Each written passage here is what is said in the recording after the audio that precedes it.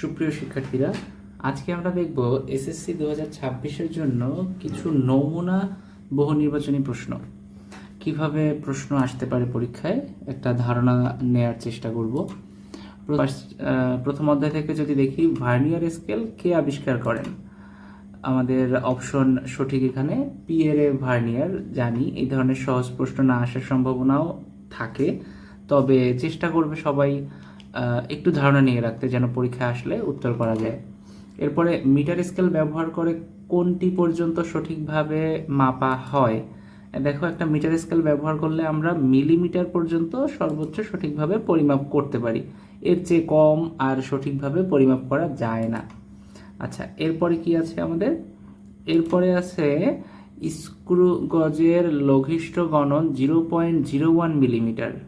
বৃত্তাকার স্কেলের ভাগ সংখ্যা 100 হলে পিচ কত? যদি তোমাদের মনে থেকে থাকে, পিচ কি ছিল?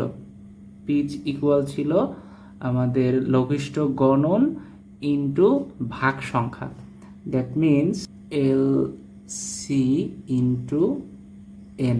এটা ছিল আমাদের পিচ। সঠিক উত্তর কি হবে?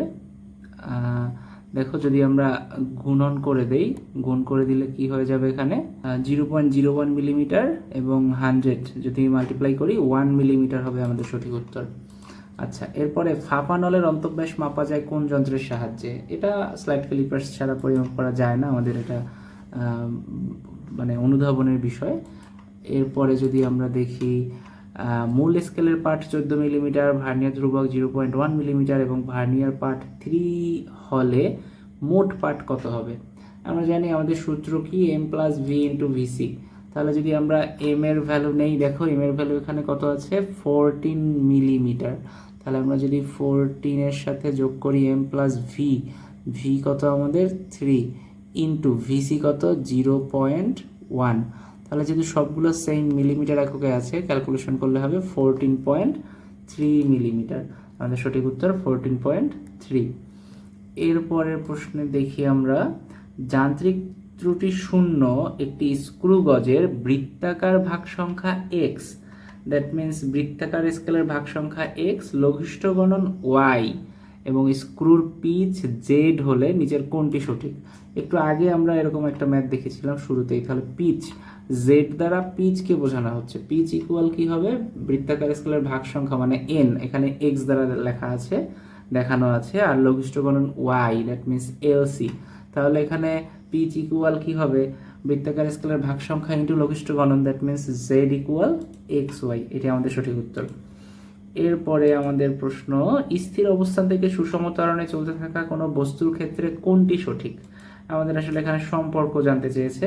এখানে 2 নম্বর সম্পর্কটা ভি ইজ প্রপোর্শনাল টি, এইটি সঠিক। আমরা পরন্ত বস্তুর যে সূত্রগুলো পড়েছি, এখান থেকে যদি দেখতে পাই, স্থির অবস্থান থেকে সুষম ত্বরণে যদি কোনো বস্তু চলে, মুক্তভাবে যখন অভিকর্ষের প্রভাবে নিচে পড়বে, তখন যেহেতু সমান সময়ে নির্দিষ্ট সময় প্রাপ্ত বেগ ওই সময়ের সমানুপাতিক হয়, একইভাবে স্থির অবস্থান থেকে যদি সুষম ত্বরণে কোনো বস্তু চলতে থাকে, তাহলে আমাদের সেই সম্পর্কের ক্ষেত্রে ভি ইজ প্রপোর্শনাল টি সঠিক হবে। একইভাবে S is proportional T square, এই ইকুয়েশনটাও কিন্তু সত্যি হবে। আচ্ছা, বল ও সরণের মধ্যবর্তী কোণ কত হলে কাজ শূন্য হবে? আমরা জানি বল ও সরণের মধ্যবর্তী কোণ যদি 90 ডিগ্রি হয়, তাহলে কৃত কাজের পরিমাণ শূন্য হয়। আর বল ও সরণের মধ্যবর্তী কোণ যদি হয় আমাদের 0 ডিগ্রি, তাহলে কি হবে? তাহলে হবে ধনাত্মক কাজ। আর 180 ডিগ্রি হলে হবে ঋণাত্মক কাজ। এগুলো আমাদের খুবই বেসিক একেবারে। এরপরে সরি, প্রশ্নটা একটু এলোমেলো হয়ে গেল মনে হচ্ছে, প্রশ্নের আগে উত্তর চলে এসেছে, সরি। আচ্ছা, প্রশ্নটা দেখি, স্থির অবস্থান থেকে একটি train 10 metre per second square সুষম ত্বরণে চলার সময়ে 125 মিটার দূরত্বে অবস্থিত একটি পোস্টকে কত বেগে অতিক্রম করবে? তাহলে এই ম্যাথগুলো আমরা জানি, যখন ট্রেন বা গাড়ি কোনো একটা পোস্টকে অতিক্রম করে, পোস্টের আলটিমেটলি আমরা দৈর্ঘ্য হিসেব করি না। যদি কোনো ব্রিজ বা কোনো সেতু অতিক্রম করতো যার একটা দৈর্ঘ্য থাকে, ওই ক্ষেত্রে ওই দৈর্ঘ্যটা হিসেব করতে হয়। কোনো মানুষকে অতিক্রম করছে, কোনো একটা পোস্ট বা একটি গাছকে অতিক্রম করছে, এক্ষেত্রে আমরা গাছ বা মানুষের বা একটা পোস্টের দৈর্ঘ্য হিসেব করি না। স্থির অবস্থান থেকে চলতেছে, দ্যাট মিনস ইউ ইকুয়াল হয়ে যাবে 0। একটি ট্রেনের ত্বরণের মান দেওয়া আছে 10 মিটার পার সেকেন্ড স্কোয়ার এবং এস এর ভ্যালু দেওয়া আছে, তাহলে কত বেগে অতিক্রম করবে? আমরা যদি দেখি আমাদের সূত্র কি হবে, V square equal U square plus 2as। দেখো আমাদের এখানে ইউ এর ভ্যালুটা কি, এটা হয়ে যাচ্ছে 0, স্থির অবস্থান থেকে চলতেছে। এ এর ভ্যালু দেয়া আছে, এস এর ভ্যালু দেয়া আছে, তাহলে ভি ইকুয়াল কি হয়ে যাচ্ছে √2as। ক্যালকুলেশন করলে আমরা সঠিক উত্তর পাবো 50 মিটার পার সেকেন্ড। উত্তর আগেই চলে এসেছে, ক্যালকুলেশন আর কি করব। আচ্ছা, পরেরটি যদি দেখি, কোনো গাড়ির বেগ 15 মিটার পার সেকেন্ড থেকে সুষমভাবে বৃদ্ধি পেয়ে 10 সেকেন্ড পরে 75 মিটার পার সেকেন্ড হয়, গাড়িটির ত্বরণ কত? একেবারেই সহজ সূত্র, এটা দ্বিতীয় অধ্যায়ের আমরা জানি। এ ইকুয়াল কি হবে, V minus U divided by T. সেক্ষেত্রে আমরা ভি এর ভ্যালু কত, 75, এবং আমাদের ইউ এর ভ্যালু কত, 15, ডিভাইডেড বাই আমাদের সময় 10, তাহলে এটা হবে 6 মিটার পার সেকেন্ড স্কোয়ার হওয়ার কথা। হ্যাঁ, 6 মিটার পার সেকেন্ড স্কোয়ার সঠিক উত্তর। এরপরে 5 কেজি ভরের একটি বস্তুকে, স্থির বস্তুকে 3 সেকেন্ড সময় ধরে 3 মিটার পার সেকেন্ড স্কোয়ার ত্বরণ প্রদান করলে চূড়ান্ত ভরবেগ। আচ্ছা, এটা তো খুবই সহজ, আমরা ম্যাথ ক্যালকুলেশন করতে পারি। আমাদের সিম্পল সূত্র কি ছিল, F T equal M V minus M U. যেহেতু স্থির বস্তুর কথা বলা আছে, স্থির বস্তু বলা মানে কি, আদিবেগ শূন্য, তাহলে এই অংশটা হয়ে যাচ্ছে শূন্য, থাকতেছে আমাদের F T equal M V. এই এম ভিটাই কিন্তু আমাদের চূড়ান্ত ভরবেগ। তাহলে এফ এর ভ্যালু কত, এফ এর ভ্যালু দেখো 3 সেকেন্ড সময় ধরে 3 মিটার পার সেকেন্ড স্কোয়ার ত্বরণ প্রদান করা হচ্ছে। তাহলে এফ এর পরিবর্তে চাইলে আমরা এখানে এম এ বসিয়ে দিতে পারি, এবং টি ইকুয়াল হয়ে যাচ্ছে আমাদের কত, এম ভি। এম এর ভ্যালু কত দেখো, এম এর ভ্যালু 5 কেজি, এ এর value 3 metre per second square, T এর ভ্যালু 3 সেকেন্ড। তাহলে চূড়ান্ত ভরবেগ এম ভি, এই তিনটাকে মাল্টিপ্লাই করলেই 3 3 9 আর 5 9 45, 45 কেজি মিটার পার সেকেন্ড, এটি সঠিক উত্তর হওয়ার কথা। Yes, 45 KG metre per second. আচ্ছা, কোনটি লব্ধ রাশি আমরা দেখে নিব। আমাদের মাত্র 7টা মৌলিক রাশি আছে, প্রত্যেককে বারবার করে বলবো। 7টি মৌলিক রাশির নাম খুব ভালোভাবে মনে রাখবে, 7টি মৌলিক রাশির একক, এদের মাত্রা সমীকরণ খুবই ইম্পর্টেন্ট। আচ্ছা, এখানে লব্ধ রাশি কোনটি আছে, আমাদের তাপ। এটা একটা শক্তি, এক প্রকারের শক্তি। এটি যত ধরনের শক্তি আছে সেগুলো কিন্তু স্কেলার রাশি হয় এবং লব্ধ রাশি হয়। এখানে তাপমাত্রা যদি থাকতো, তাপমাত্রা হলো তাপের ফল, তাহলে সেটি মৌলিক রাশি হতো। এছাড়া বাকি যতগুলো আছে, পদার্থের পরিমাণ, দীপন তীব্রতা, তড়িৎ প্রবাহ, সবগুলোই কিন্তু মৌলিক রাশি। একমাত্র তাপ হলো আমাদের লব্ধ রাশি। আচ্ছা, এরপরে আমাদের প্রশ্ন, শক্তির সবচেয়ে সাধারণ রূপ কোনটি? আচ্ছা, শক্তির সবচেয়ে সাধারণ রূপ যান্ত্রিক শক্তি হয় সাধারণত। তাপ শক্তি থাকলে শক্তির সবচেয়ে সাধারণ রূপ হলো যান্ত্রিক শক্তি। আচ্ছা, এক অশ্ব ক্ষমতা সমান কত ওয়াট? এক অশ্ব ক্ষমতা সমান 746 ওয়াট, জানি, আমাদের অনেকেরই মুখস্থ তথ্য একেবারে। কোনো বিদ্যুৎ উৎপাদন কেন্দ্রের ক্ষমতা 7 মেগাওয়াট হলে উক্ত কেন্দ্রে সরবরাহকৃত বিদ্যুৎ শক্তি দিয়ে কি পরিমাণ কাজ করা যাবে, প্রতি সেকেন্ডে কি পরিমাণ কাজ করা যাবে? আচ্ছা, এটা যদি একটু ভালোভাবে আমরা লক্ষ্য করি, বিদ্যুৎ উৎপাদন কেন্দ্রের ক্ষমতা 7 মেগাওয়াট, তাহলে 7 মেগাওয়াট বলতে কি বোঝাচ্ছে, 7 মেগাওয়াট, মেগা মানে কত, 10⁶, তাহলে 7 ইন্টু 10⁶ ওয়াট। আবার ওয়াট হলো আমাদের ক্ষমতার একক, এটাকে যদি আমরা লিখতে চাই তাহলে ক্ষমতা পি ইকুয়াল আমরা জানি কি, পি ইকুয়াল হচ্ছে W/T। তাহলে এইটাকেই লেখা যায় 7 ইন্টু 10⁶ জুল পার সেকেন্ড। তাহলে প্রতি সেকেন্ডে, মানে প্রতি সেকেন্ডে সে 7 ইন্টু 10⁶ জুল পরিমাণে কাজ করতে পারবে। আচ্ছা, আমরা সঠিক উত্তরগুলো একটু দেখি। প্রতি সেকেন্ডে সে, ইয়েস, 7 ইন্টু 10⁶ জুল, অপশন খ। দেখো, এটি আমাদের সঠিক উত্তর, এত পরিমাণ কাজ করতে পারবে। এরপরে একটি 50 নিউটন ওজনের বস্তুকে 5 মিটার উচ্চতায় উঠানোর জন্য একটি বৈদ্যুতিক মোটর ব্যবহার করা হলো, এটি 400 জুল তড়িৎ শক্তি ব্যয় করে। আচ্ছা, প্রশ্ন হচ্ছে ব্যয়িত শক্তির পরিমাণ। ব্যয়িত শক্তি দেখো, ডাব্লিউ ইকুয়াল কি, এম জি এইচ, কৃত কাজ যতটুকু হয়েছে ওইটাই আমাদের ব্যয় হবে, এম জি এইচ। এম এর ভ্যালু এখানে কি আছে আমাদের, দেখো এম সরাসরি দেওয়া নেই, ওজন দেওয়া আছে, তাহলে এম ইন্টু জি, তাহলে এম জি এর ভ্যালু দেওয়া আছে 50, আর এইচ কত, এইচ হলো 5, তাহলে 50 আর 5 মানে 250। খ, এই খ নম্বর সঠিক উত্তর হওয়ার কথা আমাদের। হ্যাঁ, খ হলো আমাদের সঠিক উত্তর, 250 জুল। আচ্ছা, এক্ষেত্রে অপচয়কৃত শক্তির পরিমাণ 150 জুল। হ্যাঁ, অবভিয়াসলি অপচয়কৃত শক্তি 150 জুলই হবে, যেহেতু এখানে 400 জুল তড়িৎ শক্তি ব্যয় করে, বাট আমাদের দরকার ছিল মাত্র 250 জুল। তাহলে 400 থেকে 250 মাইনাস করলে 150 জুল তড়িৎ শক্তি অপচয় হয়েছে, ঘটনা সত্যি। আচ্ছা, এরপরে কর্মদক্ষতা 70% অপেক্ষা বৃহত্তর। কর্মদক্ষতা ইটা ইকুয়াল কী হবে? ইটা ইকুয়াল দেখো, আমরা যদি দেখি 250 ডিভাইডেড বাই 400 ইন্টু হবে 100%। তাহলে এটা আমার মনে হয় না এটা সঠিক আছে, কারণ এটাকে যদি আমরা ক্যালকুলেশন করি তাহলে কত পার্সেন্ট আসতেছে, এটা থাকবে 4, এটা হবে 62 পয়েন্ট সামথিং আসবে। হ্যাঁ, তার মানে কর্মদক্ষতা 70% অপেক্ষা বৃহত্তর, এই ঘটনা সত্যি না, কর্মদক্ষতা এটার চেয়ে কম। তার মানে আমাদের 2 নম্বর অপশনটা সঠিক নেই। এরপরে শক্তির রূপান্তর ঘটে, হ্যাঁ শক্তির তো রূপান্তর হচ্ছেই, তাহলে আমাদের সঠিক উত্তর হবে 1 এবং 3। 1 এবং 3 হবে আমাদের এই প্রশ্নের সঠিক উত্তর। আচ্ছা, আমরা পরের প্রশ্নে চলে যাই। পরের প্রশ্নে কি বলা হয়েছে?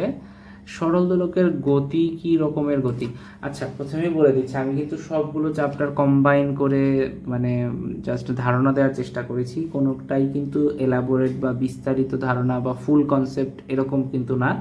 যতটা সম্ভব প্রতিটা অধ্যায় থেকে একটু একটু করে ধারণা দেওয়ার চেষ্টা করা হয়েছে, যেটা শর্ট সিলেবাসে আছে 2026-এর এসএসসি পরীক্ষার্থীদের জন্য।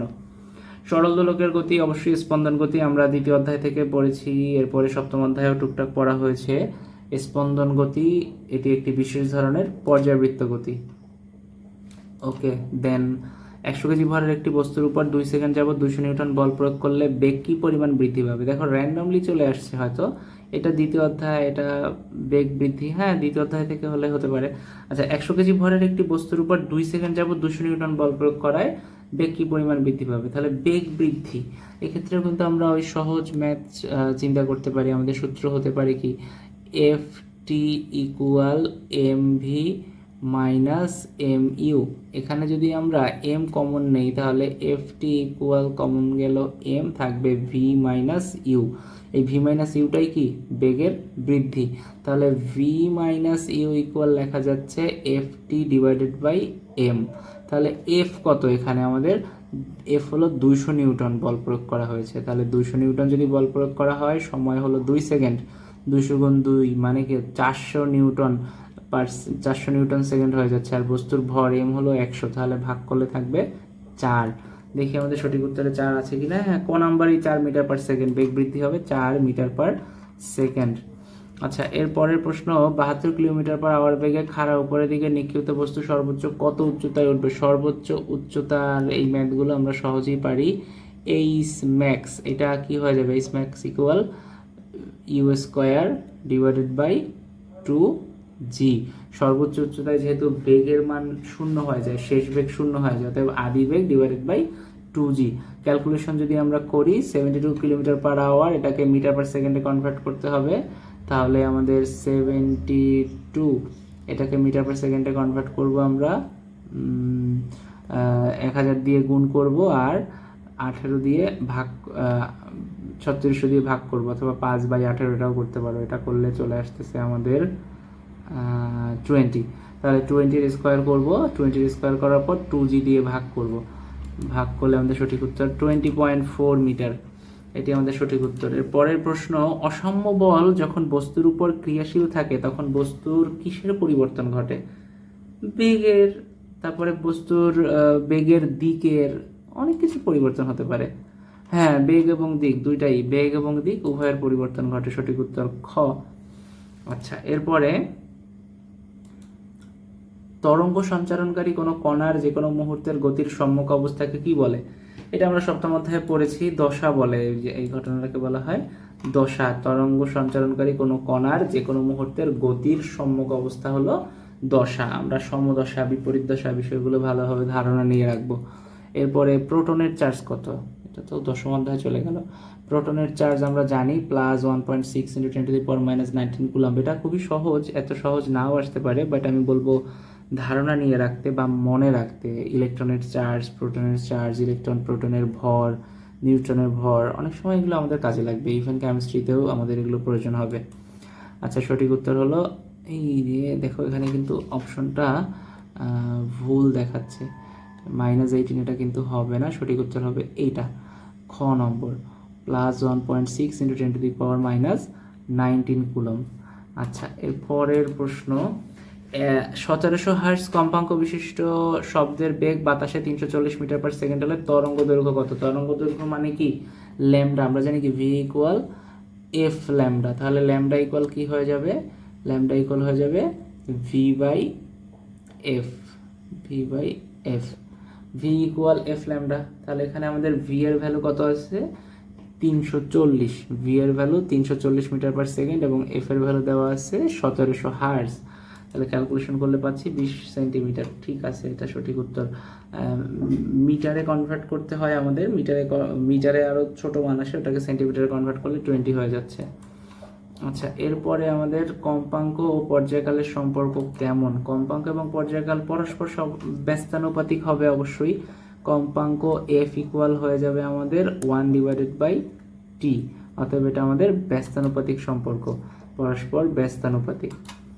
এরপরে আমাদের কি আছে? এরপরের প্রশ্ন যদি দেখি, 1 সেকেন্ডে কোনো কণা একটি পূর্ণ স্পন্দন করলে তাকে কি বলে? এটা অবশ্যই 1 হার্জ, খ নম্বর সঠিক উত্তর 1 হার্জ, 1 সেকেন্ডে একটি পূর্ণ কম্পন। তো যে কোনো একটি কম্পনশীল কণা প্রতি সেকেন্ডে যতটি পূর্ণ কম্পন সম্পন্ন করে তাকেই কম্পাঙ্ক বলা হয় এবং এর কম্পাঙ্ক 1 হার্জ। আচ্ছা, এখানে এরকম একটা প্রশ্ন, কম্পাঙ্ক এফ, পর্যায়কাল টি ইকুয়াল 5 সেকেন্ড হলে এফ ইকুয়াল কত? T equal 5, that means F equal 1/t, 1/5 মানে 0.2 হার্জ, সঠিক উত্তর ক। পরপর কয়টি তরঙ্গ শীর্ষ বা তরঙ্গপাদের মধ্যবর্তী দূরত্বকে তরঙ্গ দৈর্ঘ্য বলে? আচ্ছা, কয়টি তরঙ্গ শীর্ষ বা তরঙ্গপাত? পরপর 2টি তরঙ্গ শীর্ষ বা তরঙ্গপাদের মধ্যবর্তী দূরত্বকে আমাদের তরঙ্গ দৈর্ঘ্য বলে। এরপরে শব্দের বেগ 332 মিটার/সেকেন্ড হলে 16 সেন্টিমিটার তরঙ্গ দৈর্ঘ্যের বস্তুর কম্পাঙ্ক কত? শব্দের বেগ হলো 332 মিটার/সেকেন্ড, তাহলে কম্পাঙ্ক এফ, এফ ইকুয়াল কি হবে? V by lambda. শুধু সেন্টিমিটারটাকে মিটার এককে কনভার্ট করে ক্যালকুলেশন করতে হবে, আমাদের আসছে এটা 2075 per second, cycle per second অথবা হার্জ, সবগুলোই কিন্তু কম্পাঙ্কের একক। কোন দর্পণে বাস্তব ও অবাস্তব, কোন দর্পণে বাস্তব অবাস্তব উভয় প্রতিবিম্ব হয়? অবতল দর্পণে হয়, আমাদের মনে আছে কিনা? অবতল দর্পণের ক্ষেত্রে যদি লক্ষ্যবস্তুটা আমাদের দর্পণের মেরু এবং ফোকাসের মাঝখানে থাকে সেক্ষেত্রে একটা অবাস্তব প্রতিবিম্ব হয়। এছাড়া বাকি সকল জায়গার জন্য, যেমন ফোকাসে যদি লক্ষ্যবস্তু থাকে প্রতিবিম্ব কোথায় হয়? প্রতিবিম্ব হয় অসীম দূরত্বে। যদি ফোকাস আর দ্বিগুণ ফোকাস, এই যে এফ এবং টুয়াইজ এফ এর মাঝে লক্ষ্যবস্তু থাকে প্রতিবিম্ব হয় দ্বিগুণ ফোকাসের বাইরে। দ্বিগুণ ফোকাসে লক্ষ্যবস্তু থাকলে প্রতিবিম্ব দ্বিগুণ ফোকাসে হয়। দ্বিগুণ ফোকাসের বাইরে লক্ষ্যবস্তু থাকলে প্রতিবিম্ব ফোকাস এবং দ্বিগুণ ফোকাসের মাঝখানে হয়। আর অসীম দূরত্বে লক্ষ্যবস্তু থাকলে প্রতিবিম্ব ফোকাস দূরত্বে গঠিত হয়। এই সবগুলো বিষয়ে খুব ভালো ধারণা রাখবে, হ্যাঁ। তাহলে এটা হবে আমাদের অবতল দর্পণ। আর যতগুলো সব মানে বাস্তব প্রতিবিম্ব গঠিত হয় সবগুলো কিন্তু উল্টো হয়, বাস্তব প্রতিবিম্ব কখনো সোজা হয় না, অবাস্তব প্রতিবিম্বগুলোই সোজা হয়। সরল পেরিস্কোপের সমতল দর্পণ নলের অক্ষের সাথে কত কোণে অবস্থান করে? আচ্ছা, সরল পেরিস্কোপে 45 ডিগ্রি অ্যাঙ্গেলে থাকে, এটা আমরা জানি 45 ডিগ্রি অ্যাঙ্গেল। আচ্ছা, এরপরে আগে টিক চলে আসে। পদার্থবিজ্ঞানের মূল ভিত্তি, পদার্থবিজ্ঞান তো শুধু পদার্থ এবং শক্তি নিয়ে আলোচনা করে, অবশ্যই শক্তির সংরক্ষণশীলতা নীতি হবে, ক নম্বর সঠিক উত্তর হওয়ার কথা, শক্তির সংরক্ষণশীলতা নীতি। গুড।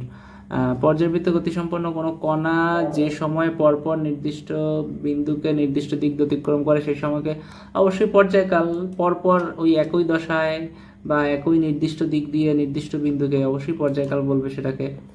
আচ্ছা, এরপরে হলো একটি উত্তল দর্পণের ফোকাস দূরত্ব 50 সেন্টিমিটার, বক্রতার ব্যাসার্ধ কত?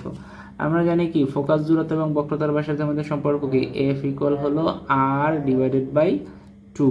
তাহলে এটা আমরা ক্যালকুলেশন করলে খুব সহজেই পেয়ে যাব আমাদের পয়েন্ট। এটা তো আসলে সঠিক অপশনগুলো নেই, সামহাউ মিস্টেক হয়ে গিয়েছে।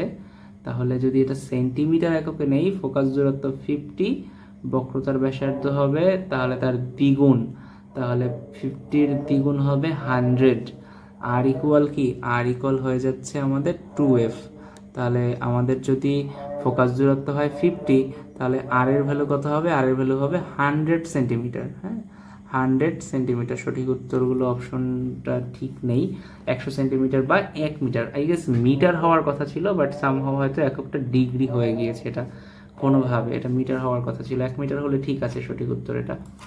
আচ্ছা, এরপরে গোলীয় দর্পণের প্রতিফলক পৃষ্ঠের মধ্যবিন্দুকে কি বলে? প্রতিফলক পৃষ্ঠের যে মধ্যবিন্দু সেটা হবে আমাদের মেরু। দর্পণের দুই পাশে সমান দূরত্ব থাকে এবং ঠিক মধ্যবিন্দু হলো দর্পণের মেরু। এরপরে আমাদের সমুদ্রের গভীরতা নির্ণয় ব্যবহার করা হয় সোনার। সোনারের সাহায্যে আমরা সমুদ্রের গভীরতা নির্ণয় করি। সোনার, sound navigation and ranging, SONAR, সোনার যন্ত্রের সাহায্যে। এসআই পদ্ধতিতে শব্দের তীব্রতার একক কি? Weber per metre square. ঘ নম্বর আমাদের সঠিক উত্তর। ওয়েবার মানে প্রতি একক ক্ষেত্রফল জায়গা দিয়ে কি পরিমাণ শব্দ শক্তি স্থানান্তরিত হচ্ছে বা ট্রান্সফার হচ্ছে, ওইটাই হলো শব্দের তীব্রতা। প্রতি একক ক্ষেত্রফল জায়গা, এই জন্য একক হলো পার মিটার স্কয়ার এবং শব্দ শক্তি হলো ওই যে ওয়েবার এককে। তাহলে আমাদের একক হয়ে গেল weber per metre square. Okay, তাহলে আজকের মতো এইটুকুই। Thank you.